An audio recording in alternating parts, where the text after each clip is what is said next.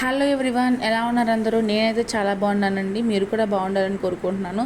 So ఈ రోజు అయితే చికెన్ దమ్ బిర్యానీ 50 మెంబర్స్కి అయితే ఆర్డర్ అయితే చేశారండి హస్బెండ్.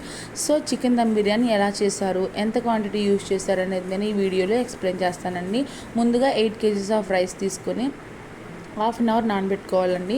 సో 8 kgs ఆఫ్ రైస్కి 8 kgs చికెన్ తీసుకొని ఒక్కొక్క పీసు కూడా 100 గ్రామ్స్ కొట్టించుకోవాలండి. సో మా ఇంట్లో ఏ స్పెషల్ కర్రీ ఉన్నా కూడా మేమైతే ఎవరెస్ట్ మసాలాలే వాడతామండి. ఎవరెస్ట్ చికెన్ మసాలా, గరం మసాలా, సాహీ బిర్యానీ మసాలా, వాటితో పాటు ధనియాల powder and KNR masala and whole biryani సరుకులు తీసుకుని పక్కన పెట్టుకోవాలి.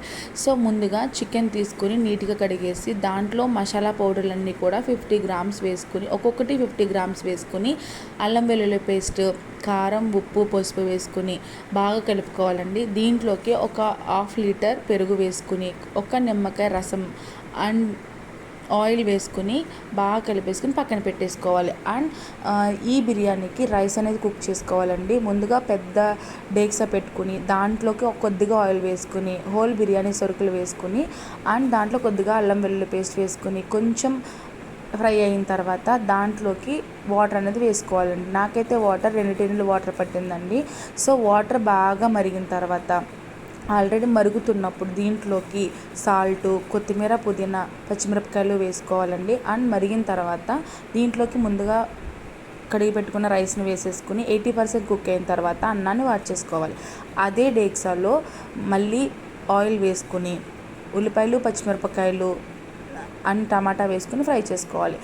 ఇది ఫ్రై అవుతూ ఉండగా ముందుగా మనం మ్యాగ్నేట్ చేసుకున్నటువంటి చికెన్ వేసుకుని అడుగంటకుండా బాగా కుక్ చేసుకోవాలండి. ఇది కూడా ఒక 80 to 85% కుక్ అయిన తర్వాత మనం ముందుగా వార్చి పెట్టుకున్నటువంటి రైస్ని దీంట్లో వేసేసుకోవాలండి.